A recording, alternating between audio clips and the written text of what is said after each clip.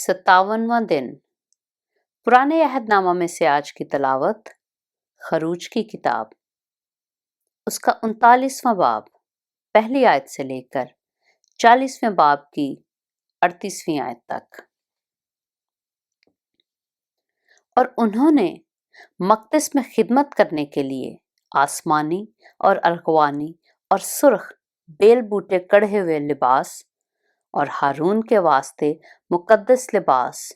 जैसा खुदावन ने मूसा को हुक्म दिया था, बनाए। और उसने सोने और आसमानी और अरगवानी और सुर्ख रंग के कपड़ों और बारीक बटे हुए कतान का अफूद बनाया। और उन्होंने सोना पीट पीट कर पतले पतले पत्थर और पत्थरों को काट काट कर तार बनाए, ताकि आसमानी और अरगवानी और सुर्ख रंग के कपड़ों और बारीक बटे हुए कतान पर माहिर उस्ताद की तरह उनसे जरदोजी करें। और अफूद को जोड़ने के लिए उन्होंने 2 मूंढे बनाए और उनके दोनों सिरों को मिलाकर बांध दिया। और उसके कसने के लिए कारीगरी से बुना हुआ कमरबंद जो उसके ऊपर था, वो भी उसी टुकड़े और बनावट का था, यानी सोने और आसमानी और अरगवानी और सुर्ख रंग के कपड़ों और बारीक बटे हुए कतान का बना हुआ था, जैसा खुदावन ने मूसा को हुक्म किया था। और उन्होंने सुलेमानी पत्थर काट कर साफ किए, जो सोने के खानों में जड़े गए, और उन पर अंगुश्तरी के नक्श की तरह बनी इसराइल के नाम कंदा थे।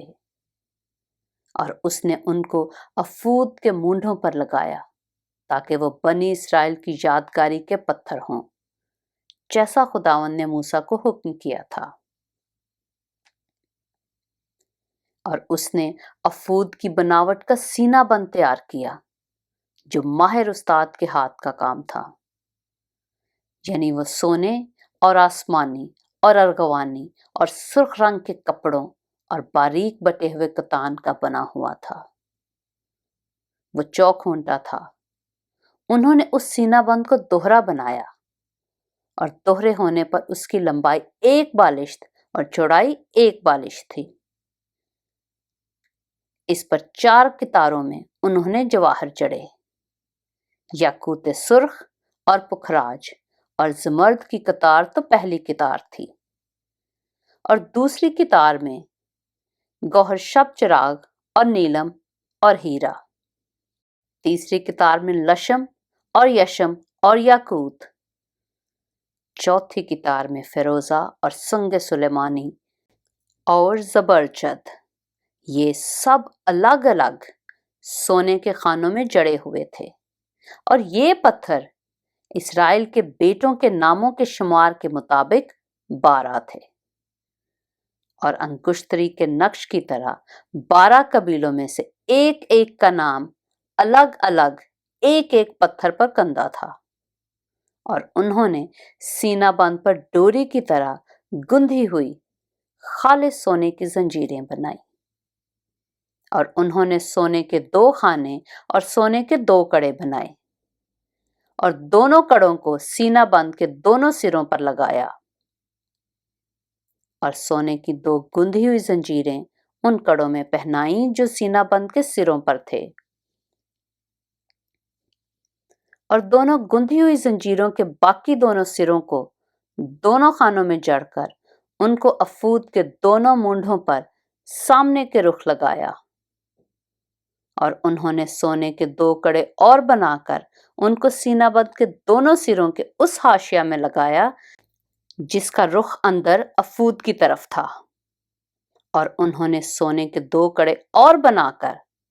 उनको अफूद के दोनों मूंढों के सामने के हिस्सा में अंदर के रुख, जहां अफूद जुड़ा था, लगाया,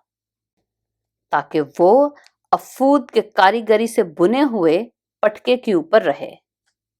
और उन्होंने सीना बंद को लेकर उसके कड़ों को अफूद के कड़ों के साथ एक नीले फीते से इस तरह बांधा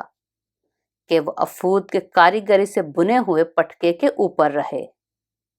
اور سینہ بند ڈھیلا ہو کر افود سے الگ نہ ہونے پائے، جیسا خداوند نے موسیٰ کو حکم دیا تھا۔ اور اس نے افود کا جبہ بن کر بالکل آسمانی رنگ کا بنایا، اور اس کا گریبان زرہ کے گریبان کی طرح بیچ میں تھا، اور اس کے گردا گرد گوٹ لگی ہوئی تھی تاکہ وہ پھٹ نہ جائے۔ اور انہوں نے اس کے دامن کے گھیر میں آسمانی اور ارغوانی اور سرخ رنگ کے بٹے ہوئے تار سے انار بنائے، اور خالص سونے کی گھنٹیاں بنا کر ان کو جبہ کے دامن کے گھیر میں چاروں طرف اناروں کے درمیان لگایا۔ بس جبہ کے دامن کے سارے گھیر میں خدمت کرنے کے لیے ایک ایک گھنٹی تھی، اور پھر ایک ایک انار، جیسا خداوند نے موسیٰ کو حکم دیا تھا۔ اور انہوں نے باریک کتان کے بنے ہوئے کرتے ہارون اور اس کے بیٹوں کے لیے بنائے، اور باریک کتان کا عمامہ، اور باریک کتان کی خوبصورت پگڑیاں، اور باریک بٹے ہوئے کتان کے پاجامے، اور باریک بٹے ہوئے کتان اور آسمانی، ارغوانی اور سرخ رنگ کے کپڑوں کا بیل بوٹے دار کمر بند بھی بنایا، جیسا خداوند نے موسیٰ کو حکم کیا تھا۔ اور انہوں نے مقدس تاج کا پتر خالص سونے کا بنا کر اس پر انگشتری کے نقش کی طرح یہ کندہ کیا، خداوند کے لیے مقدس، اور اسے امامہ کے ساتھ اوپر باندھنے کے لیے اس میں ایک نیلا فیتا لگایا، جیسا خداوند نے موسیٰ کو حکم کیا تھا۔ اس طرح خیمہ اجتماع کے مسکن کا سب کام ختم ہوا، اور بنی اسرائیل نے سب کچھ جیسا خداوند نے موسیٰ کو حکم دیا تھا ویسا ہی کیا۔ اور وہ مسکن کو موسیٰ کے پاس لائے، یعنی خیمہ اور اس کا سارا سامان، اس کی گھنڈیاں اور تختے اور بینڈے اور ستون اور خانے، مینڈھوں کی سرخ رنگی ہوئی کھالوں کا غلاف اور تخس کی کھالوں کا غلاف اور بیچ کا پردہ، شہادت کا صندوق اور اس کی چوبیں اور سرپوش، اور میز اور اس کے سب ظروف اور نظر کی روٹی، اور پاک شمعدان اور اس کی سجاوٹ کے چراغ اور اس کے سب ظروف اور جلانے کا تیل، اور زریں قربان گاہ اور مسح کرنے کا تیل اور خوشبودار بخور، اور خیمہ کے دروازہ کا پردہ، اور پیتل منڈھا ہوا مذبح اور پیتل کی جھنجری اور اس کی چوبیں اور اس کے سب ظروف، اور حوض اور اس کی کرسی، صحن کے پردے اور ان کے ستون اور خانے، اور صحن کے دروازہ کا پردہ اور اس کی رسیاں اور میخیں، اور خیمہ اجتماع کے کام کے لیے مسکن کی عبادت کے سب سامان، اور پاک مقام کی خدمت کے لیے کڑے ہوئے لباس، اور ہارون کاہن کے مقدس لباس اور اس کے بیٹوں کے لباس، جن کو پہن کر ان کو کاہن کی خدمت کو انجام دینا تھا۔ جو کچھ خداوند نے موسیٰ کو حکم کیا تھا اسی کے مطابق بنی اسرائیل نے سب کام بنایا، اور موسیٰ نے سب کام کا ملاحظہ کیا اور دیکھا کہ انہوں نے اسے کر لیا ہے، جیسا خداوند نے حکم دیا تھا انہوں نے سب کچھ ویسا ہی کیا، اور موسیٰ نے ان کو برکت دی۔ خروج کی کتاب اس کا 40واں باب۔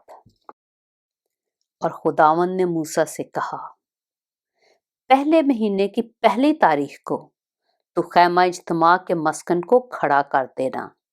اور اس میں شہادت کا صندوق رکھ کر صندوق پر بیچ کا پردہ کھینچ دینا، اور میز کو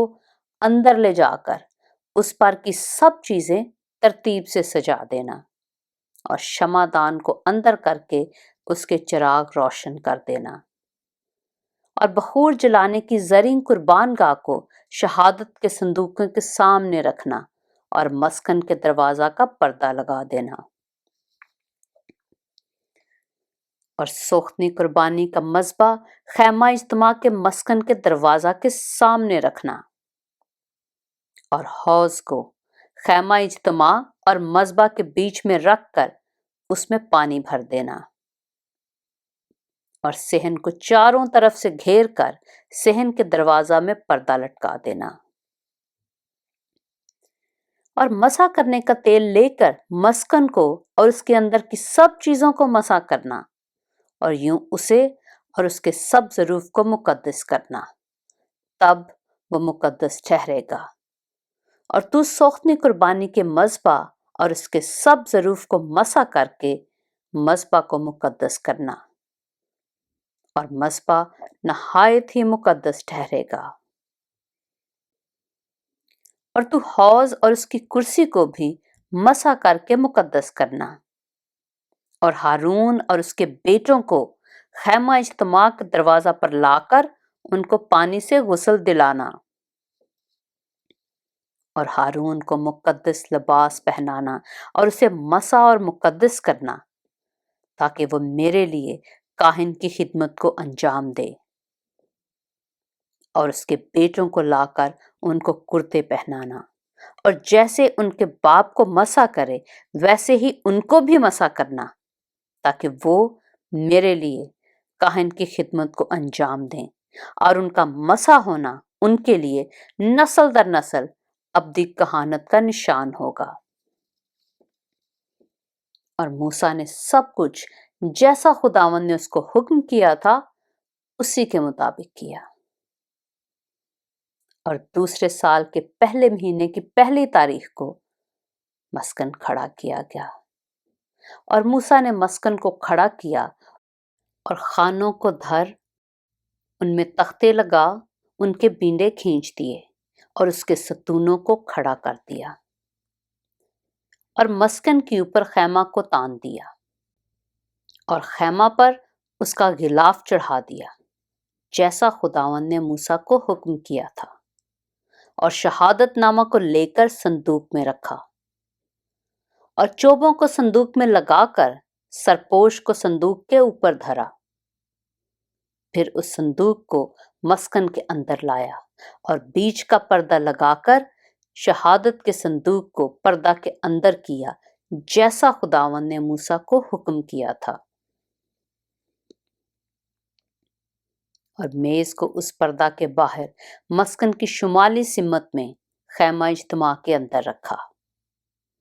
اور اس پر خداوند کے روبرو روٹی سجا کر رکھی جیسا خداوند نے موسیٰ کو حکم کیا تھا، اور خیمہ اجتماع کے اندر ہی میز کے سامنے مسکن کی جنوبی سمت میں شمعدان کو رکھا، اور چراغ خداوند کے روبرو روشن کر دیے جیسا خداوند نے موسیٰ کو حکم کیا تھا، اور زرعی قربان گاہ کو خیمہ اجتماع کے اندر پردہ کے سامنے رکھا، اور اس پر خوشبودار مسالے کا بخور جلایا جیسا خداوند نے موسیٰ کو حکم کیا تھا، اور اس نے مسکن کے دروازہ میں پردہ لگایا، اور خیمہ اجتماع کے مسکن کے دروازہ پر سوختنی قربانی کا مذبح رکھ کر اس پر سوختنی قربانی اور نذر کی قربانی چڑھائی جیسا خداوند نے موسیٰ کو حکم کیا تھا، اور اس نے حوض کو خیمہ اجتماع اور مذبح کے بیچ میں رکھ کر اس میں دھونے کے لیے پانی بھر دیا، اور موسیٰ اور ہارون اور اس کے بیٹوں نے اپنے اپنے ہاتھ پاؤں اس میں دھوئے۔ جب جب وہ خیمہ اجتماع کے اندر داخل ہوتے اور جب جب وہ مذبح کے نزدیک جاتے تو اپنے آپ کو دھو کر جاتے تھے جیسا خداوند نے موسیٰ کو حکم کیا تھا، اور اس نے مسکن اور مذبح کے گردا گرد صحن کو گھیر کر صحن کے دروازے کا پردہ ڈال دیا۔ یوں موسیٰ نے اس کام کو ختم کیا۔ تب خیمہ اجتماع پر ابر چھا گیا اور مسکن خداوند کے جلال سے معمور ہو گیا، اور موسیٰ خیمہ اجتماع میں داخل نہ ہو سکا کیونکہ وہ ابر اس پر ٹھہرا ہوا تھا، اور مسکن خداوند کے جلال سے معمور تھا۔ اور بنی اسرائیل کے سارے سفر میں یہ ہوتا رہا کہ جب وہ ابر مسکن کے اوپر سے اٹھ جاتا تو وہ آگے بڑھتے، پر اگر وہ ابر نہ اٹھتا تو وہ اس دن تک سفر نہیں کرتے تھے جب تک وہ اٹھ نہ جاتا، کیونکہ خداوند کا ابر اسرائیل کے سارے گھرانے کے سامنے اور ان کے سارے سفر میں دن کے وقت تو مسکن کے اوپر ٹھہرا رہتا اور رات کو اس میں آگ رہتی تھی۔ پاک کلام کے پڑھے اور سنے جانے پر خداوند کی برکت ہو۔